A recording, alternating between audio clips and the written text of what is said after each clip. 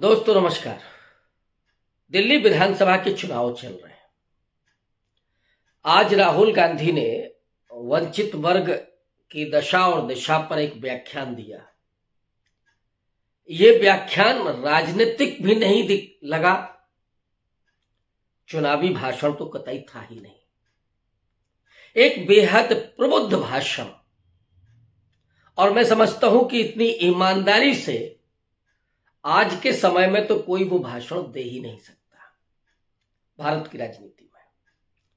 और भारत की राजनीति का ही हम क्या कहें, हो सकता है कि दुनिया में मुट्ठी भर लोग ही हों, उंगलियों पर गिने जाने वाले ही ऐसे नेता हों जो बेहद विनम्र,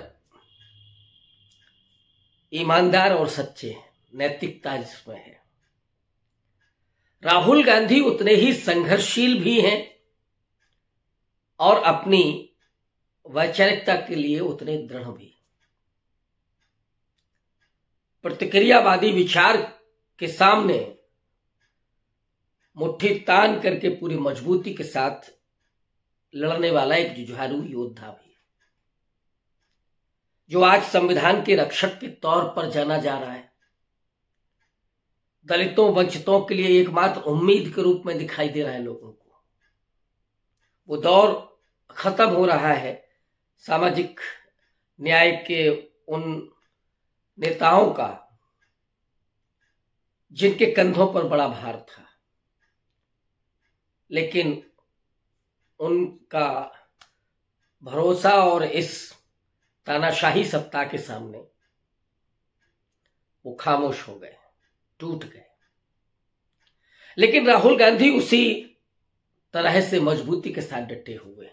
आज जो उन्होंने चर्चा की, मैं उस भाषण का जब मूल्यांकन करने बैठता हूं और उसका विश्लेषण करना चाहता हूं, तो मुझे लगता है कि राहुल गांधी के बारे में पिछले साल जो मैं सोच रहा था वो बात पुख्ता होते हुए दिख रही है।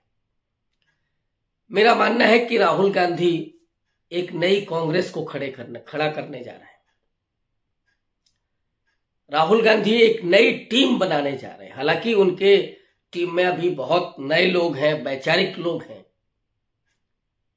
टीम से मेरी मुराद उस राजनीति को दिशा पूरी तरीके से अब देने जा रहे हैं जो उन्होंने पिछले सालों में बुना है, जिसको सोचा है, समझा है। और यही वजह है कि राहुल गांधी लगातार सामाजिक न्याय की बात कर रहे हैं, सामाजिक न्याय के लिए जाति जनगणना की बात कर रहे हैं, आरक्षण की सीमा को 50% से ऊपर ले जाने की बात कर रहे हैं। और ध्यान रखिएगा, जो लोग आरक्षण के विरोधी हैं और उन्हें शायद ये बात नहीं समझ में आती है और उनको लगता है कि इससे मेरिट प्रभावित होती है, उनकी सिर्फ जानकारी के लिए मैं बता देना चाहता हूं कि इस देश में सबसे पहले आरक्षण दक्षिणी भारत में हुआ। महाराष्ट्र में, केरल जो समय मद्रास प्रेसिडेंट था, त्रावणकोर था, वहां पे लागू हुआ। और एक और बात, उसी दक्षिणी प्रायद्वीप में आरक्षण की सीमा 50% से ज्यादा है, कहीं 70%, कहीं 75%, कहीं और भी ज्यादा। ये कर्नाटक में भी है, आंध्रा, तेलंगाना, यहां पे भी आप देखिए। लेकिन यही राज्य विकसित कहे जा रहे हैं भारत में। और जिन राज्यों में आरक्षण, ओबीसी का आरक्षण 90 के दशक में हुआ, सिर्फ SC ST का रिजर्वेशन था 22.5%, और वो भी ठीक ढंग से लागू नहीं हुआ था। तो जिन उत्तर भारत के राज्यों में आरक्षण लागू नहीं हुआ लंबे समय तक, 50%, और 22.5% भी ठीक से नहीं, वो राज्य आज भी बीमारू है। इसका सीधा संबंध कोई मेरिट से नहीं। इसलिए राहुल गांधी जब इस बात को कहते हैं तो किसी को मेरिट को लेकर के सवाल खड़े करने की जरूरत नहीं है। मैंने वो तथ्य आपके सामने रखे हैं। तो राहुल गांधी जिस सामाजिक न्याय की राजनीति को एजेंडे के तौर पर लेकर के जाना चाहते हैं, उसके लिए अपनी टीम चाहिए। और उन्होंने बड़ी शिद्दत के साथ ये स्वीकार किया कि जो बात हम कह रहे हैं इतने समय से, वो बात हमारी पार्टी नहीं कर पा रही है। और एक सच को उन्होंने और स्वीकार किया, खास करके इंदिरा जी की राजनीति के बाद, वो जब अपनी पार्टी के बेस वोट की बात कर रहे हैं, बेसिक स्ट्रक्चर की बात कर रहे हैं, जिसमें उन्होंने बहुत शिद्दत के साथ ये कहा कि उसके बॉटम में उसका आधार दलित रहा है, दलित वंचित यही समाज रहा है। और वो जब वहां से निकला तो उसके विश्वास को पुनर्बहाल करने में या जाते हुए उस समाज को लौटाने में कांग्रेस पार्टी असफल रही। उसने उसके विश्वास को नहीं बरकरार रखा। क्या आपको इस दौर में ऐसा कोई नेता दिखाई पड़ता जो अपने गृहबान में झांक करके देख रहा हो, अपने आईने में अपनी शक्ल देख रहा हो, जो अपनी पार्टी की आलोचना कर रहा हो? और वो कहते हैं कि अब वो समय आ गया है जब आप लोगों को हमें अंदर लाना है, पार्टी के भीतर लाना है। यानी वही दलित, अति पिछड़ा, पसमानदा, इन समाजों को वो मजबूत करना चाहते हैं। और इसलिए वो कहते हैं कि सिर्फ मामला प्रतिनिधित्व का नहीं है, रिप्रेजेंटेशन का नहीं है, मामला है सत्ता में भागीदारी का, पावर शेयरिंग का। और पावर कहां है? बजट एलोकेशन में। पावर कहां है? कैबिनेट में। पावर कहां है? जुडिशरी में। पावर कहां है? मीडिया में। पावर कहां है? विश्वविद्यालय के कुलपतियों में, मेडिकल कॉलेजेस में, प्रबंध के संस्थानों में। यहां पावर है, वहां उस पावर शेयरिंग में भी भागीदारी होनी चाहिए, सिर्फ राजनीतिक प्रतिनिधित्व नहीं। वो तो जरूरी है ही। और उन्होंने उदाहरण दिया कि बीजेपी में जो दलित सांसद हैं वो कहते हैं कि हमको तो यहां मूर्ति बना करके खड़ा कर दिया, हम बोल भी नहीं सकते। दलित सांसद भी दलित एजेंडे की बात नहीं कर सकते भारतीय जनता पार्टी में। लेकिन एक बात और वो कहते हैं अपनी पार्टी के बारे में, फिदेल कास्त्रो का जिक्र करते हुए, एक कहानी सुनाते हुए कि फिदेल कास्त्रो के क्यूबा में जो तानाशाह था, उसने ही फिदेल कास्त्रो के अपने साथियों को बाहर निकाल दिया, और जो शिद्दत वाले रहे वो उनकी टीम में रहे। और राहुल गांधी कहते हैं कि नरेंद्र मोदी ने कांग्रेस की सफाई की है, कांग्रेस की सफाई कर रहे हैं। जो डरपोक हैं, जिनके महल हैं, उन्हें ईडी सीबीआई के जरिए डरा करके और कांग्रेस को साफ किया जा रहा है। इस बात की स्वीकारोक्ति, और वो कहते हैं कि मेरा कुछ नहीं बिगाड़ सकते, इस बात की स्वीकारोक्ति एक ऐसा शख्स कर सकता है कि जिसे पॉलिटिकली नुकसान और फायदे की चिंता नहीं है। इसीलिए इस भाषण की चर्चा होनी चाहिए। और यह भाषण मैं मानता हूं कि राहुल गांधी के सबसे अच्छे भाषणों में से एक है।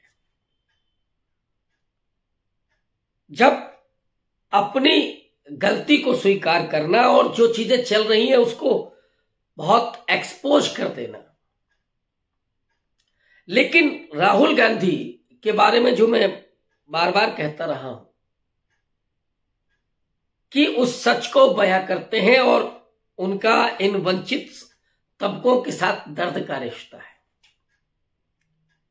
मैं दर्द के रिश्ते पर आऊं उसके पहले एक बात और कह दूं कि वो ये कहते हैं कि जब दलित समाज का, पिछड़े समाज का विश्वास कांग्रेस पार्टी ने खो दिया तो ये आरएसएस सत्ता में आ गई। यानी कांग्रेस ने गलती की, इस वजह से आरएसएस सत्ता में आई, बीजेपी सत्ता में आई, और ये हैं जो आप संविधान के लिए खतरा बने हुए हैं। तो उसके सुरक्षा के लिए सबसे बड़ा मजबूत क्या है, वो ताकत क्या है? वो ताकत है भारत के संविधान की। और वो ये कहते हैं कि भारत के संविधान की जो ताकत है, संविधान, वो दरअसल आपके दर्द की दास्तान है। और मैं जिस बात को कहता रहा हूं कि राहुल गांधी का नाता दलितों, वंचितों, अल्पसंख्यकों, मुसलमानों के साथ इसलिए है क्योंकि उन्होंने उस यातना को सहा है, उस वेदना को भोगा है। राहुल गांधी को कोई दो पुलिस वाले धकिया देते हैं।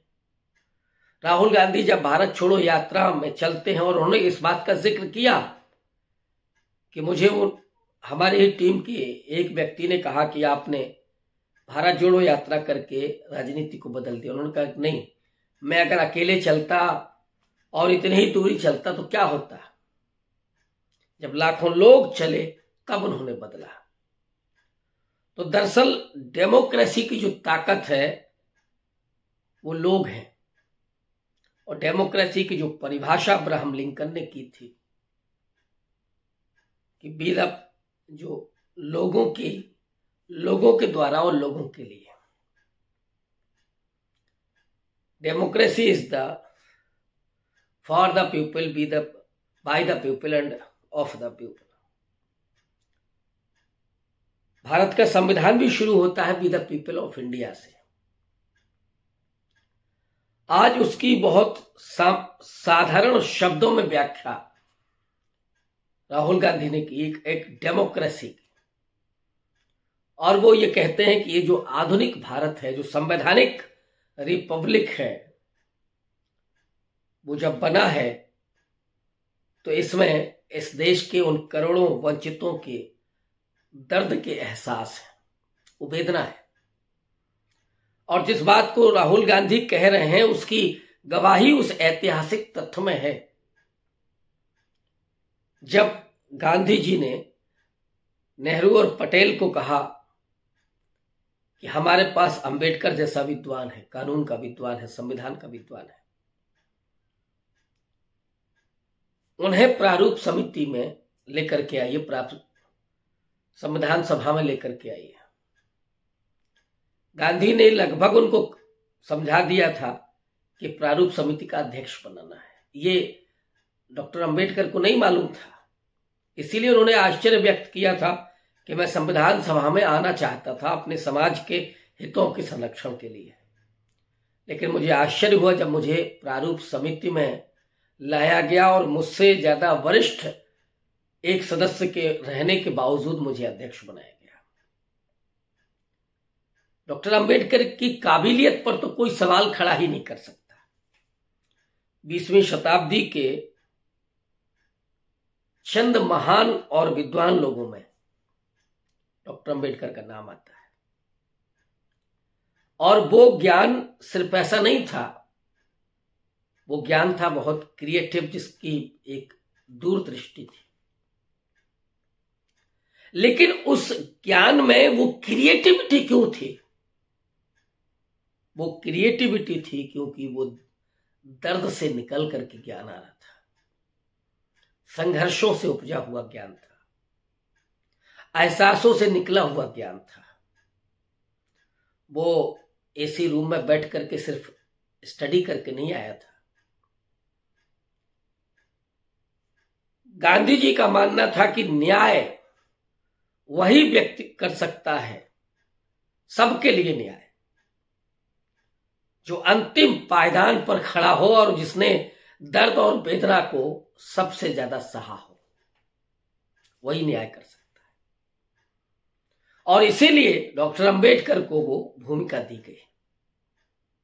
और आज उन्हीं के नमन के लिए राहुल गांधी का पूरा भाषण था।